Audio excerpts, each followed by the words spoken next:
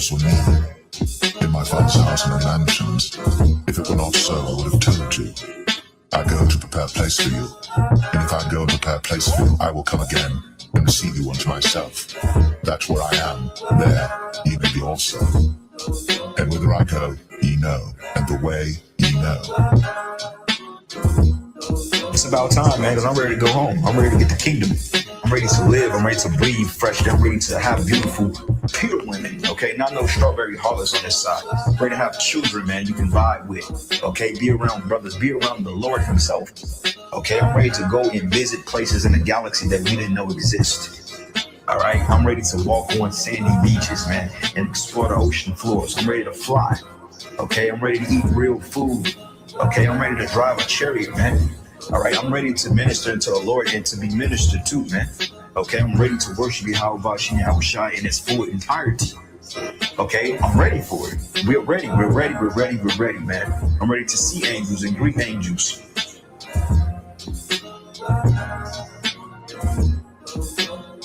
But as it is written, eye hath not seen, nor ear heard, neither have entered into the heart of man the things which God hath prepared for them that love him. But God hath revealed them unto us by his Spirit. But as it is written, eye hath not seen, nor ear heard, neither have entered into the heart of man the things which God hath prepared for them that love him. But God hath revealed them unto us by his Spirit.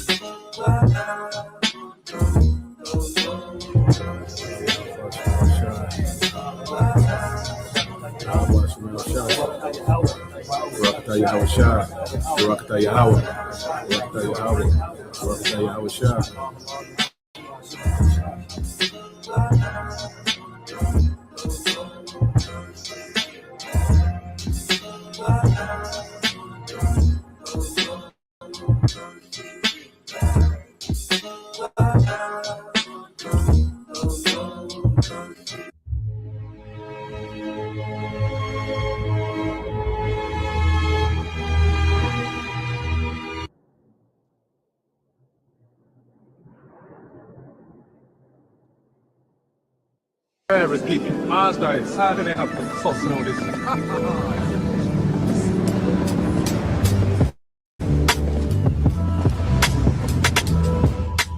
Spirit itself beareth witness with our spirit that we are the children of God.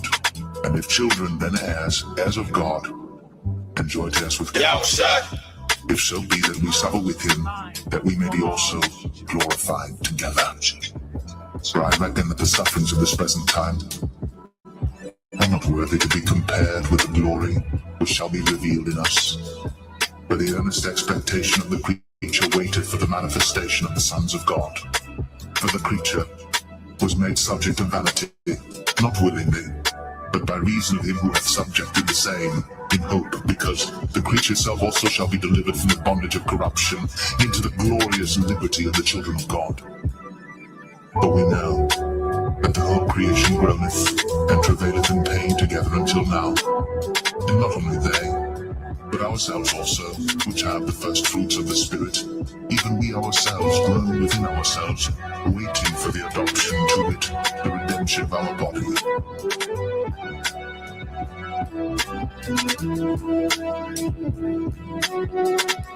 I will declare the decree. The Lord hath said unto me, Thou art my son.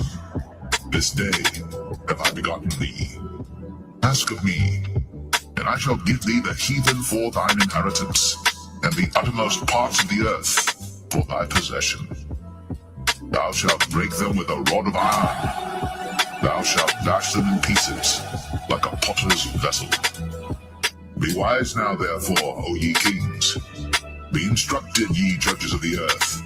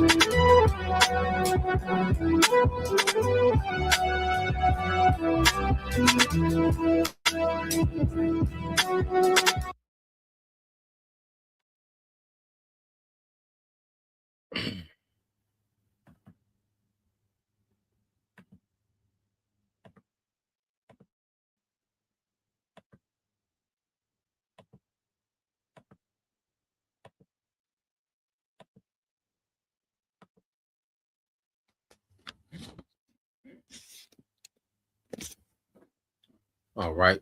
Shalom.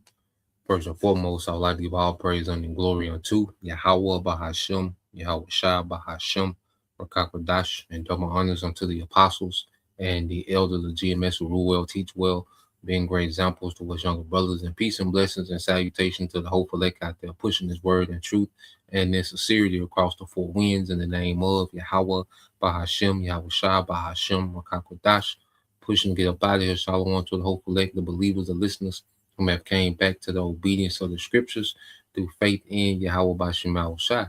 All right, so what we're going to get into this morning, all right, this morning news and prophecy, all right, is dealing with the battle for the Straits, okay, and more. All right, and I found that piece I was looking for yesterday, dealing with, damage, that's being done, okay, to American assets in that region, okay, and then you have, America has struck, bridges, okay, in Iran. So they're now, you know, uh, striking critical infrastructure in Iran, okay, and these things are just going to escalate. Like we said, if they started back this tick and tack, they just picked up on this same escalation letter, that they left off from, showing you that this prophecy in motion, okay, this is not just a random thing that's happening. All right, this is prophecy playing out real time. Now let's get a few precepts and then got a few videos to go into. But when you go into let's get this here with Isaiah 46 and 9, because the Lord shows himself through prophecy. Okay, that's how the Lord shows that he is, by speaking these things, having these things written down, thousands of years ago, and then have these things play out exactly how he said they will play out, you know. When you go to Isaiah 46 and 9, it says, remember the former things are old, for I am the Most High, and there is none else. I'm the Most High, and there is none like me. Okay, and what you have, Esau was trying to imitate the Most High. Okay, but what we're going to see, the ambition of Esau is going to be destroyed through prophecy. You see, what Esau wants to happen is not going to happen. But what the Lord wants to happen, that's going to happen.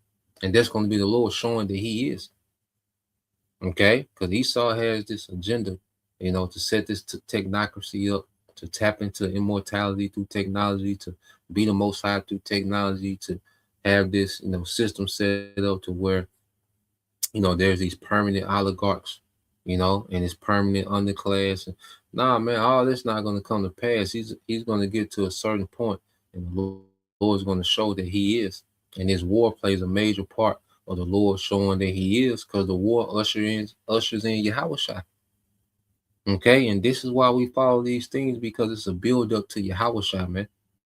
That's why we're so in tune and intrigued by these things, because it's a build up to Yahweh Shai coming, all right, and putting Esau down, putting the heathen down, okay, us being changed, the new bodies, in this current empire being completely destroyed. All right, verse 10 said, declaring the end from the beginning and from the ancient times of things that are not yet done, saying, my counsel shall stand, and I will do all my pleasure, man. So we're watching the Lord do his pleasure in the earth. Okay, and he had these things written down, thousands of years ago. You look at Ezekiel 38, that was written during the time of the Babylonian Empire. You see, that was written during the time of the Neo-Babylonian Empire, and that alliance is speaking today. It's coming into fruition today, and that's the Lord showing that he is. John the Baptist, that was during the time of Pax Romana, when he seen the vision of the microchip, the MOTB. Okay, you see that was during the time of Pax Romana. You see, when he seen that vision, and now it's playing out exactly how the Lord say will play out, because that technology is linked to what?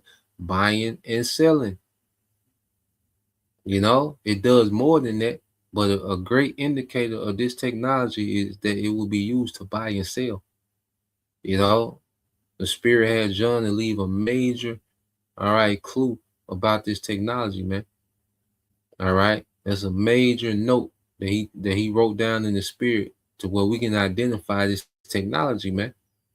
You see, and these are the two prophecies that we're tracking in these last days, because within the MOTB, you're going to get Jacob's trouble and civil unrest, you know, because before he mandates it, he wants to create desperation. Okay, so that's where you're going to get your Jacob's trouble, your civil unrest, your pestilence, okay, your tribulation. You see, so we track, these two prophecies, the MOTB and and this third world's war, okay, because they're all escalating the same. The more this devil, rolls out the MOTB, the more this war escalates. You can't separate the two. Okay, they're both all right. They're both paths that lead to Yahushua. You see, so the devil, okay, he's in this escalation trap. And there's nothing he can do, all right, to turn away, all right, to stop, all right, the prophecy from being fulfilled. Eventually making. I'll go here to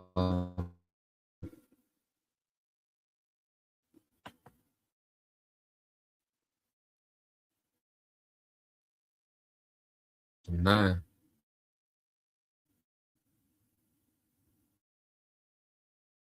So is the story of Jacob. Okay, and see it's centered around these two nations. Matter of fact,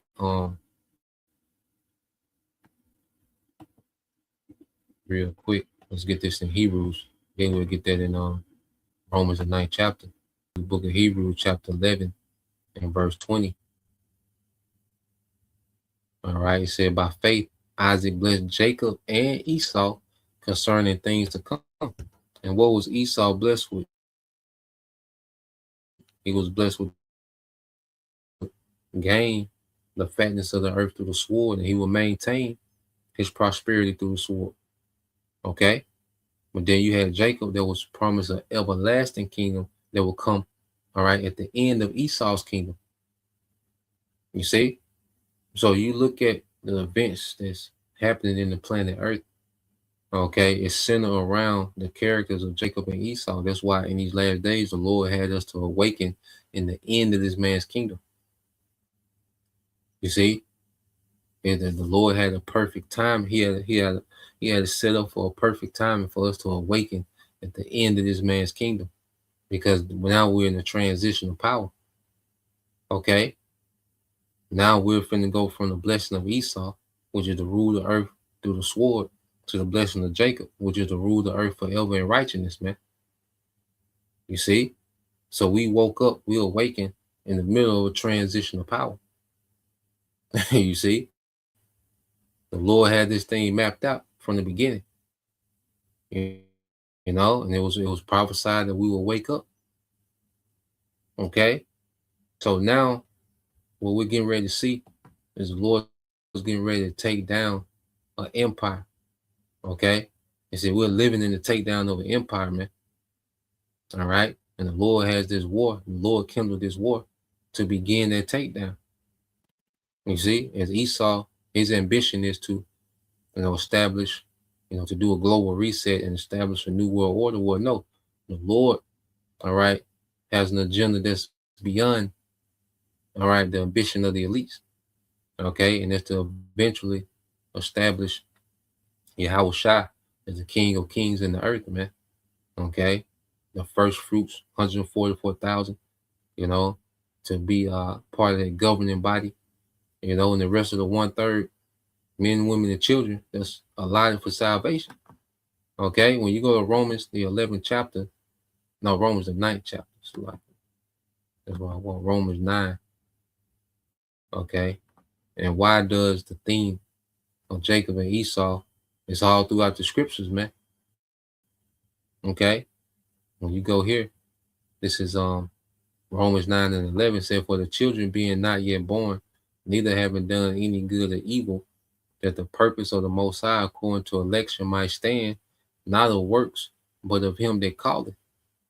Okay, for the children being not yet born, neither having done any good or evil, that the purpose of the Most High according to election might stand, not of works, but of him that calleth. Yeah, so dealing with how the Lord set this up between Jacob and Esau, you know, even before Esau had done any wickedness or Jacob had done any good, it was already established, all right, that Jacob was going to be the chosen, all right, because he was chosen from the beginning, even before the actual birth of Esau and Jacob. Well, the lineage, okay, of Jacob was chosen from the beginning, the sons of God, okay, because Jacob is their lineage, you know, that goes all the way back to Adam, the sons of God.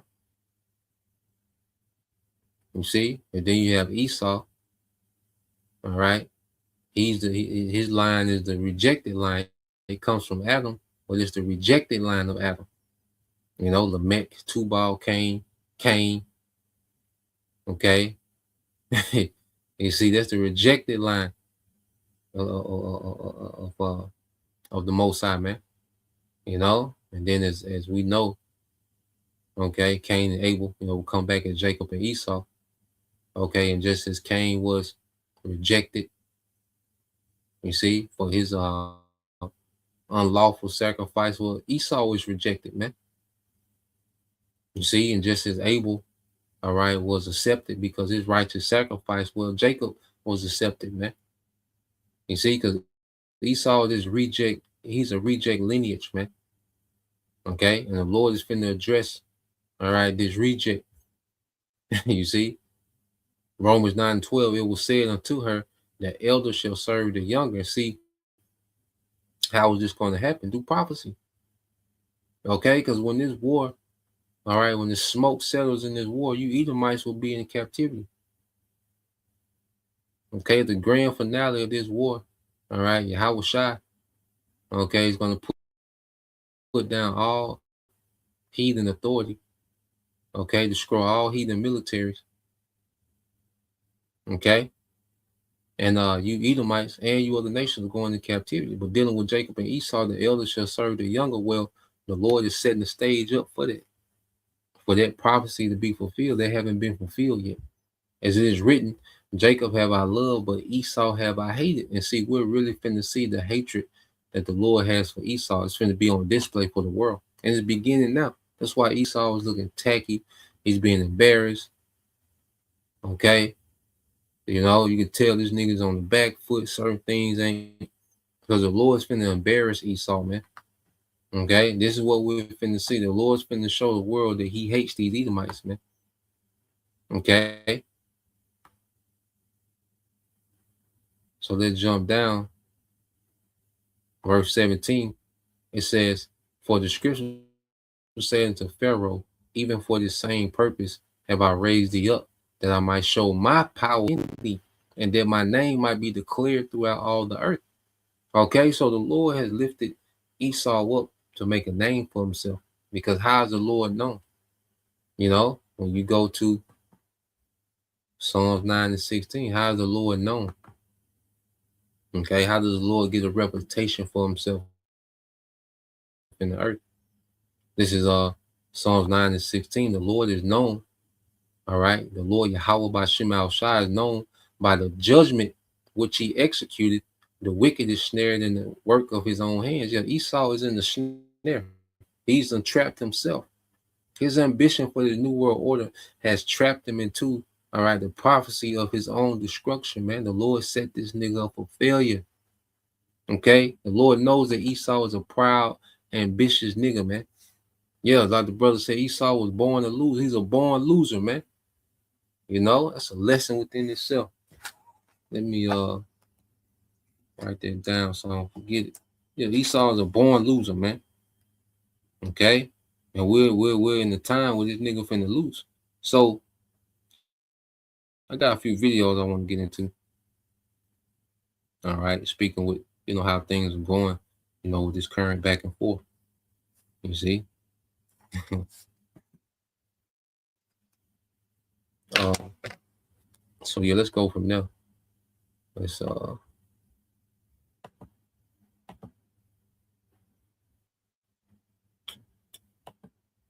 let's play this.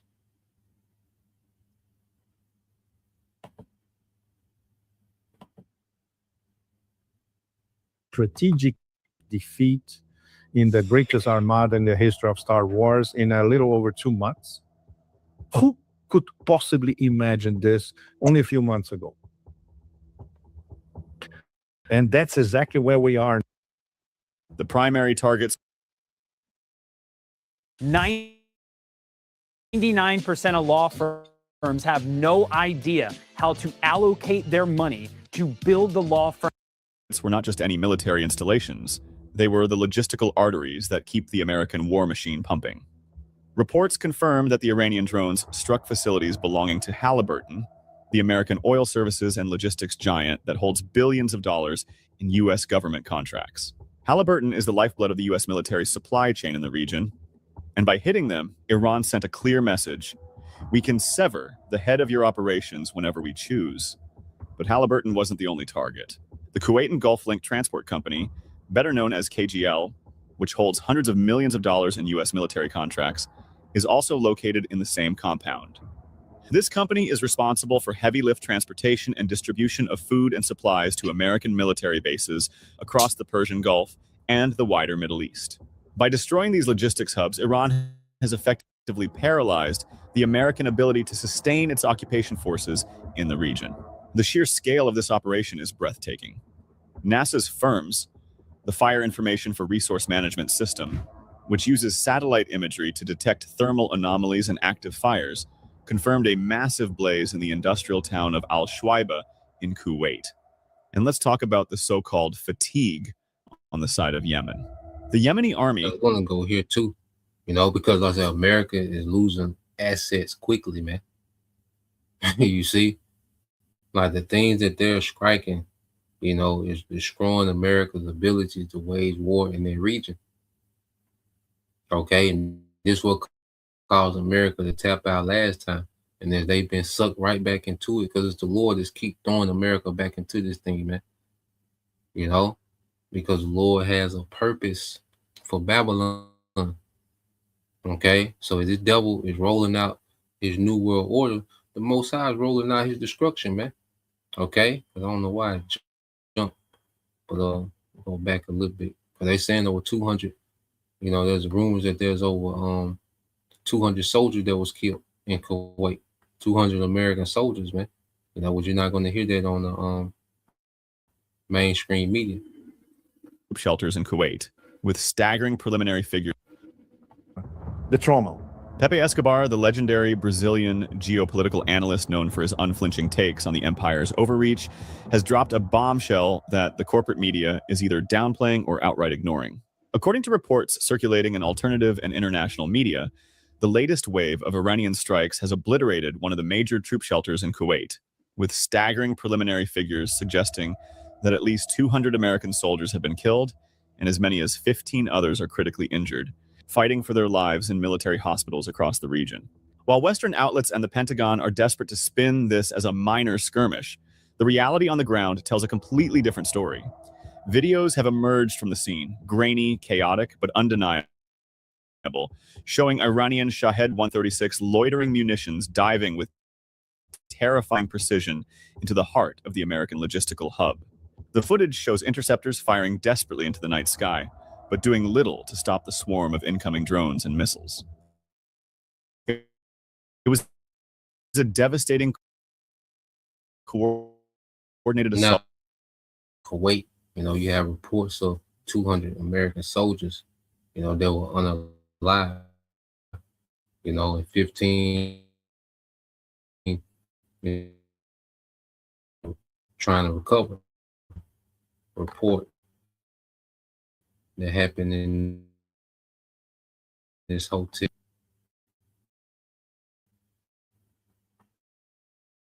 Um,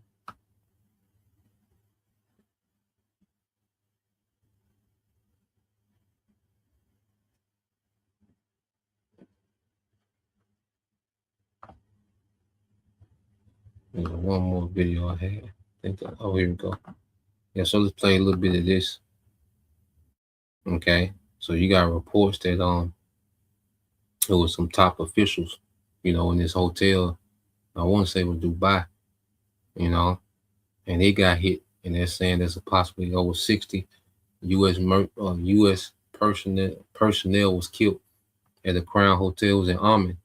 Okay, Amman in Dubai. So let's play this. Oman, which was housing American military personnel. Satellite imagery. American military. A man known for his blunt assessments and deep understanding of military affairs, revealing that there is considerable panic inside the Pentagon. According to McGregor, the source of this panic is the confirmed strike on the Crown Plaza Hotel in Duqm, Oman, which was housing American military personnel. Satellite imagery has now confirmed that Iranian drones struck the roof of this hotel in what is being described as a targeted assassination operation. The outcome of this assassination remains unknown, but the mere fact that such a strike could be carried out with impunity against U.S. forces sheltering in a Gulf state has exposed the complete failure of American force protection in the region. This comes on the heels of the most intense day of renewed U.S. attacks across Iran, a day that... And if you're a part of the American military, the American personnel, you're just a sitting duck. Okay, America cannot protect its troops in their region. Okay, so if you're a part of America, all right, military personnel in this region, you're just a sitting duck. It's just a matter of if Iran wants to strike, you know, and cause casualties, man, they can cause casualties at will. You see, Iran really ain't put the foot on the gas. Okay, but they could have crazy casualties overnight if they wanted to. Okay, but they leave room for escalation. So as America continues to escalate, Iran gonna continue to escalate. But when you look at it, Iran has a higher escalation ladder because they can do far more damage, okay, to American personnel in their region. You see, that's why you hear these analysts talk about how Iran has the escalation advantage because they can go farther.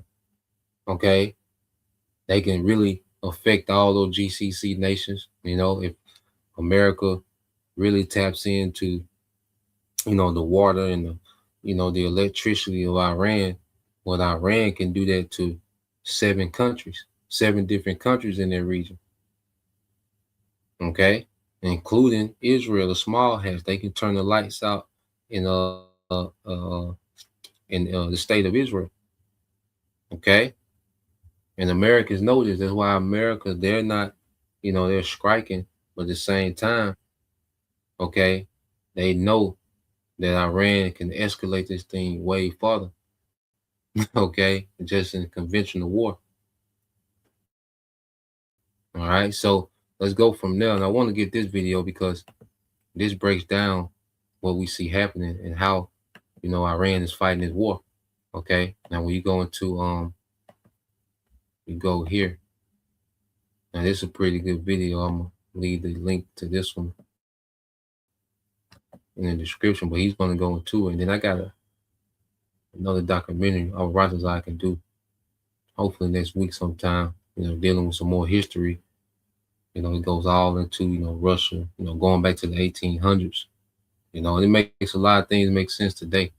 You know, so we can get into that next week sometime. But let's let me paste this. Let's play this one. He's gonna sum it up.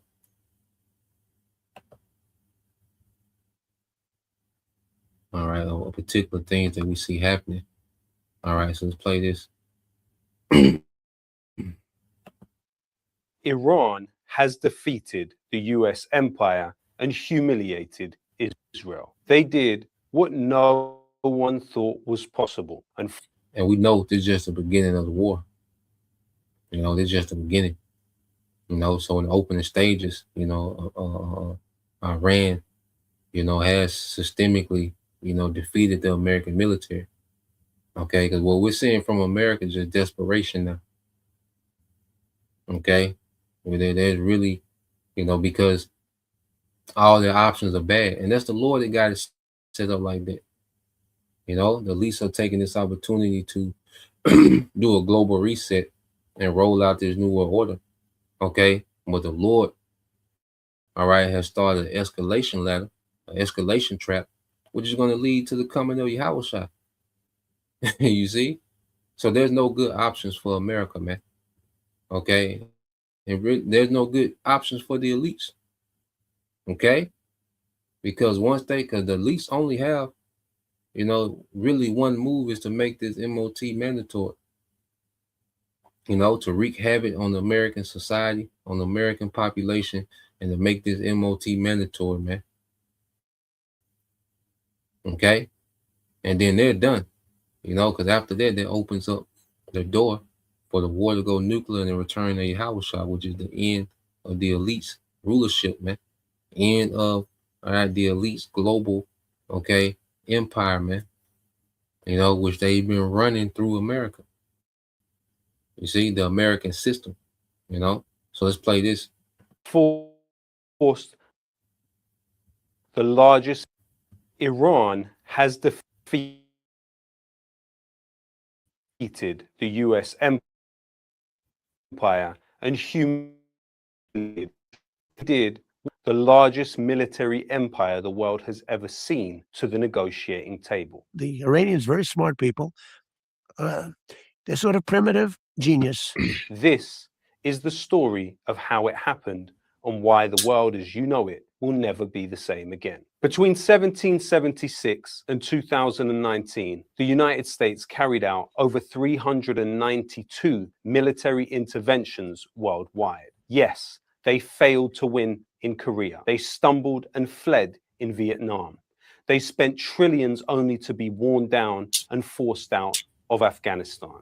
They left Iraq fractured but still standing in their wake. But those were peripheral, slow-burning counterinsurgencies on the edges of the empire. But what happened with Iran in 2026 is an entirely different category of collapse.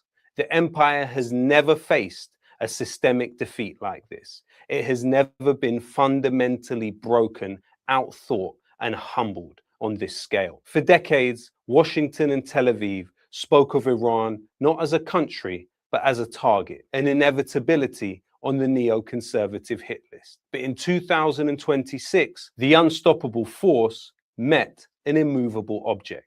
And what the world just witnessed wasn't just a military stalemate, it was the moment the US empire was defeated and the myth of Israeli military invincibility was permanently shattered.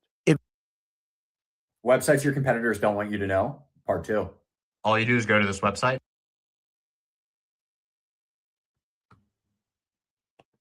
And it lets you find out exactly how much your competitor.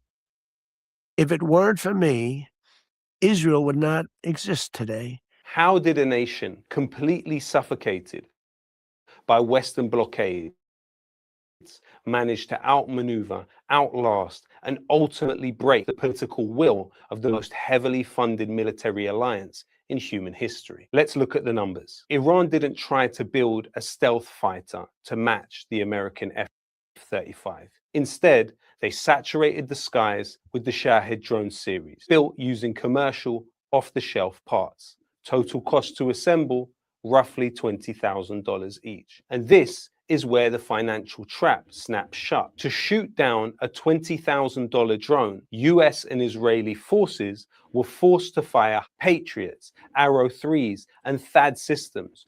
Each one of those interceptor missiles cost between millions to destroy thousands. And worse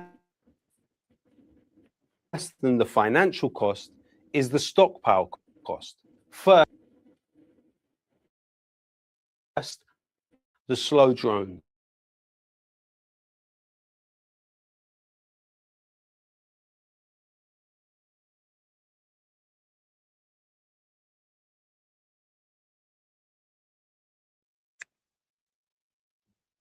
Which Western intelligence agencies knew nothing about. US soldiers evacuated their bases in the region in terror.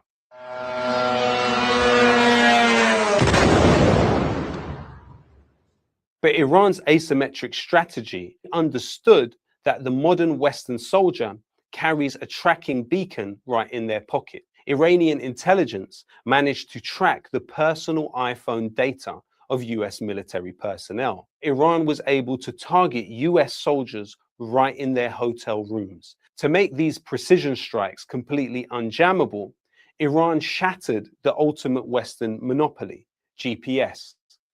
Tehran integrated a multi-system hybrid architecture using Russia's sky. The United States lost between 24 and 30 MQ-9 Reaper drones above Iran. With the Yemeni armed forces, that number climbs to an astonishing 51 downed Reaper drones. Look at the ground. And you see you see Russia and China, okay, are heavily assisting Iran in this campaign. And that's why we see, Iran strike package is so precise because they have Russian and Chinese intelligence, and they've been able to bypass, all right, the cyber, warfare of America. Because there was a time when America could get control of Iranian drones and make them land in the middle of nowhere. Okay, and Iran could do that to America too, because Iran did that to America under the Obama administration. It was a drone on his way to Afghanistan. All right, but Iranian, military, all right, hacked it and made it land in Iran. And ever since then, Iran has been having some of the best drones on earth. When they got hold of American reconnaissance drone that was on the way to Afghanistan, but they made it land in Iran. You see, they re-engineered it. They studied the engineering. Okay, Obama, all right, Obama gay ass but begged for it back, and Iran sent him a a toy drone. It was a pink toy drone because that was during the time when Obama, when he made the alphabet, the same-sex marriage legal. Okay, but yeah, they sent him a pink toy drone. When he asked for it back. You see, but ever since then, Iran drone technology been, off the chain because even Russia get a lot of their drones from Iran. So let's play some more. He's gonna go to the history of how Iran built itself up. So let's play some more. Iranian precision salvos bypassed regional air defenses to successfully strike over 200 specific targets. Billions of dollars in physical destruction ripped through at least 20 US military facilities across 8 different countries. I guess my biggest surprise, almost immediately, missiles were flying at these 5 other countries. I said, why is he doing it? For the first time since the Vietnam War, the US military was forced into humiliating, hurried evacuations of personnel from several peripheral bases. But for Israel, the blow was existential. And yet, Iran's most devastating weapon wasn't even kinetic. It was geographic. By shutting down the Strait of Hormuz for nearly 4 months, Iran triggered what economists are now calling the third oil shock. This single corridor controls 20% of global petroleum and 25% of liquefied natural gas. The world lost 1.15 billion barrels of oil supply. It culminated in an admission of absolute desperation from Donald Trump himself. If we keep bombing, those ships won't be going. And you're talking about $500, $600, $700 million a day. Also, we run out of reserves in about 4 weeks. There are reserves all over the world, and we would really run out. Western analysts talk about this as if it happened overnight. It didn't. This was a 40-year project engineered by men whose names are rarely spoken in the West. First, Hassan Tahrani Muqaddam, the father of Iran's missile. 40-year project engineered by men whose names are rarely. Now, all right, you look at these photos of all these young Iranians, you know, and this was during the time, you know, they was at war with Iraq in the 80s. Okay. Well, now all these men are the leader of the nations now. They're the leaders of Iran now. Okay. The parliament. Okay. Even Mashtaba, all right, the current supreme leader, you know, he fought, you know, alongside these men. Okay. Our Iranian government structure is completely different from this clown show in America. Okay. Of pedos and Satanists, man. It's completely different. Okay. These are war-hard men. You know, you see these Iranians hop out them jets, them diplomats in them black suits, like them guys, all them men come from the trenches, but going back to the 80s. You know, like they fought a war when America was funding Iraq. Okay. And they ain't have nothing but what they could make, you know, in-house. You know, they wasn't getting weaponry from anything outside. So they had to come up with their own engineers and their own weapons, which he's going to get into it, man. All right. So let's play this a little more. Rarely spoken in the West. First, Hassan Tahrani Muqaddam, the father of Iran's missile program. During the 1980s, Iran watched as Western-backed Scud missiles rained down on its cities. Iran had zero long-range weapons to strike back. Muqaddam vowed that this would never happen again. In 1984, he took a small group of 13 men to Syria to learn the basics of Soviet rocketry. He sourced blueprints from North Korea, pioneered the reverse engineering of Scud tech, and built a completely self-sufficient domestic missile infrastructure. He even traveled to Lebanon to personally lay the foundation for Hezbollah's rocket units. Then came his operational mastermind, Amir Ali Hajzada. Hajzada took Muqaddam's technology and scaled it to industrial levels. He is the man who built Iran's famous missile cities, vast concrete labyrinth networks buried hundreds of meters beneath rugged mountains. These aren't just storage closets, they are self-contained assembly lines and launch tubes completely shielded from Western satellite surveillance. Hajzada was assassinated by an Israeli strike in June 2025. Tel Aviv thought his death would paralyze the network. They fundamentally misunderstood what he had built. Hajzada and former IRGC chief Mohammed Ali Ja'fari had perfected what is known as the decentralized mosaic defense system. Instead of a centralized military command that could be decapitated by a strike on Tehran, they broke Iran's military into 31 independent provincial commands. When Allied strikes in early 2026 killed high-ranking figures, including Ali Khamenei, the West expected a collapse. Instead, under the mosaic doctrine, the loss of the central hub had zero operational impact. Power automatically devolved to local commanders. The US realized that to stop the missiles, they would have to hunt down 31 separate underground provincial militaries embedded in rugged mountains. It would require a full-scale land invasion so unfeasible that it broke the Western political will. As Iranian Foreign Minister Abbas Araghchi coolly noted, the mosaic defense allowed Iran to decide when and how the war will end. President Trump has not ruled out boots on the ground in Iran. Are you afraid of a U.S. invasion in your country? No, we are waiting for them. You are waiting for the U.S. military to invade the ground troops?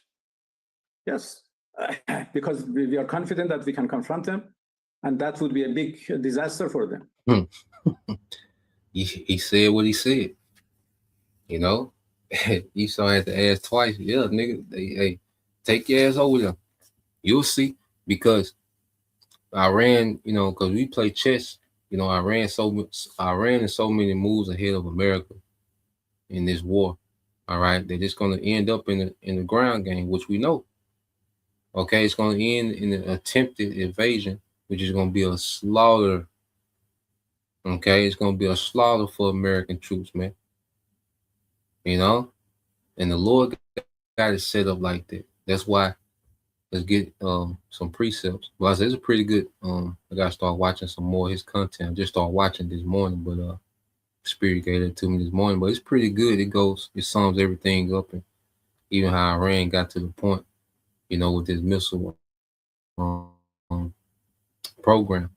Okay, and in order to break up, in order to even attempt to stop Iran from having the ability to respond to any, all right, strikes on this territory, they will have to send boots in the ground, and they will have to hunt down these different, all right, what you call, command centers. It's 31 different command centers, and how it works is okay.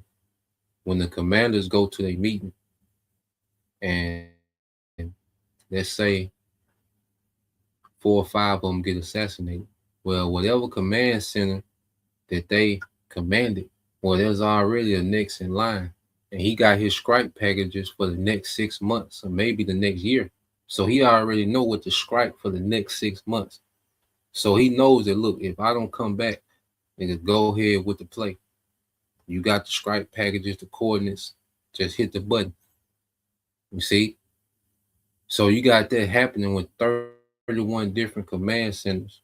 So the Americans and the small hats, with their decapitation attempts, is unaffected because they got such a long, all right, chain of command, and everybody already know what to do. They don't even it ain't nothing to talk about. But everybody know what to do. The strike packages is already in place. So killing 20 or 30 leaders doesn't do nothing for Iran's ability to wage war. So America gonna walk into a trap, okay, that's gonna lead to the end of the American empire, the end of the elite's global ambition, okay, and the bringing in of Yahushua and the throne of David, man. Okay, that's the bigger picture of everything that we're seeing. We go into the details, but ultimately, it's all leading to a bigger picture. You see, so let's go from there.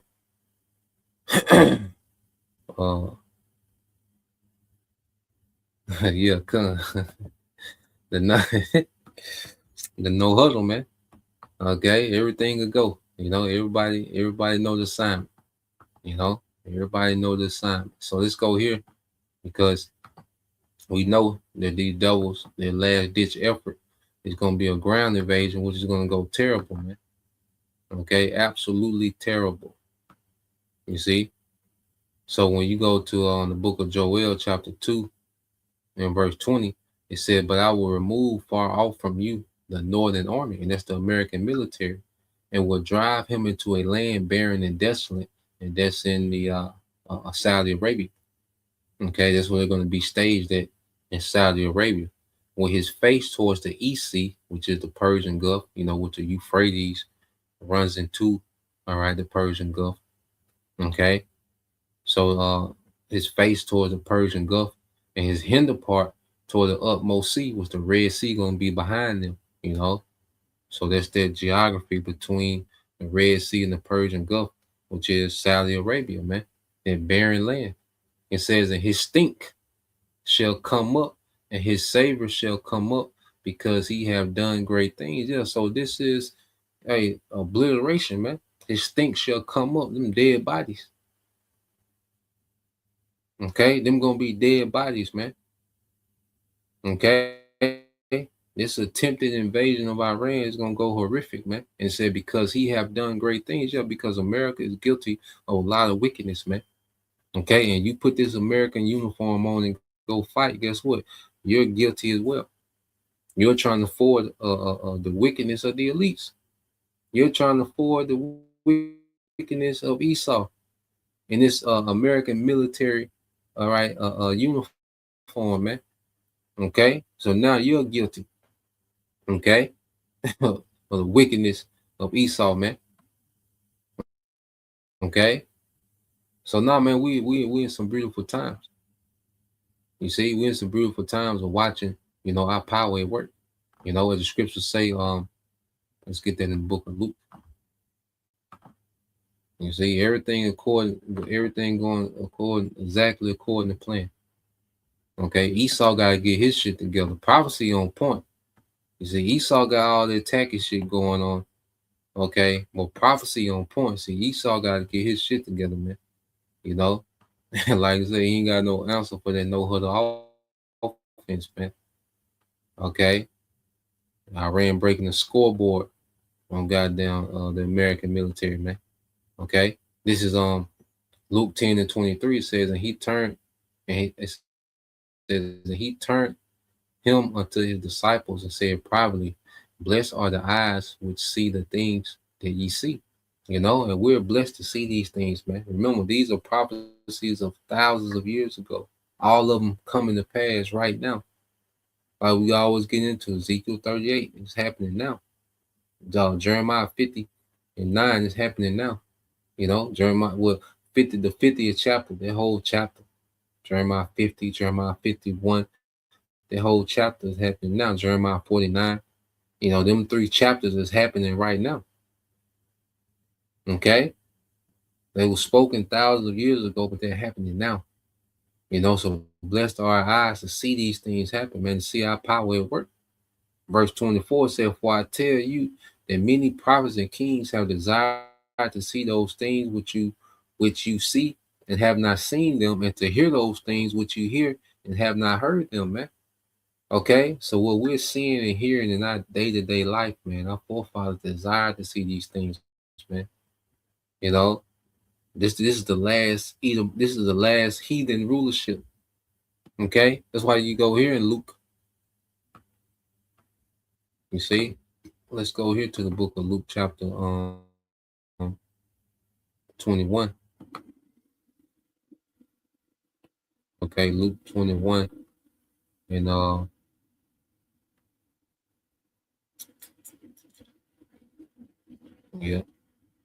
24. It says, and they shall fall by the edge of the sword and shall be led away captive into all nations. So that goes us falling in 70 AD. Okay, and then all right, us going into, we had to flee. A lot of our people got put to death in 70 AD. And a lot of our people fled into Africa. Okay, and it's in the land of Africa where the southern kingdom, okay, eventually will go into captivity to all nations. When you go into the sub-Saharan captivity, which took a lot of our people to the east, farther to the east, and then the transatlantic captivity, it took our people to the west. And eventually, Jake will be in captivity amongst all these nations, even looking like the other nations, man. Okay, but our people will be scattered, throughout the 4 winds of the world, according to prophecy. It says, "In Jerusalem shall be trodden down of the Gentiles," man. Okay, these, there was wars, what you go into the Crusades, there was Jake, under the banner of Christianity, trying to get back, Jerusalem, fighting with Islam. Okay, Ishmael. Okay, but then eventually you will have, Ishmael, in that land, then the Ottoman Turks, which were Edomite, all right, Muslims, and then eventually the small hats came in, and claimed to be us, and claimed to fulfill prophecy going back. But that's our land being trodden down of the Gentiles. It says, until the times of the Gentiles be fulfilled. Okay, so we're in the time where these heathens, these actual Gentiles is being fulfilled. And that's why everything is escalating. This MOT and war is escalating because that time is being fulfilled, man. You see, Esau's at the end. Okay, he's at the very end. All right, and like I said, he doesn't have many cards to play. And we know the cards that he got. We see Esau hand. You know, Esau can't keep the poker face, and no, it's not a shock at what this nigga is finna do. We know what Esau's finna do. Okay? Because he can only do what prophecy said he's gonna do, man. Okay, so let's go here, Revelation 11 and 14 and 15. It says, the second woe is past. All right, this is Revelation 11 and 14. The second woe is past, and behold, the third woe cometh quickly, man. This third world war. Because any day, man, you can have an event that just keep taking this thing to the next phase and bringing in more nations. And as the devil rolls out this MOTB, this war is going to escalate because they go together. You see, and this verse 15 says, and the seven angels sounded, and there was great voices in heaven saying, the kingdom of this world are become the kingdoms of our Lord and of his anointed, and he shall reign forever and ever. Okay, so in the peak of this third world war, Yahushua is going to enter the fray. Okay, and take down everybody. As America is on fire, man, Yahushua is going to be destroying the militaries of the earth, man. You see, and the kingdoms of this world are going to become the kingdoms of our Lord Yahushua, okay, and of his anointing, and he shall reign forever and ever, man.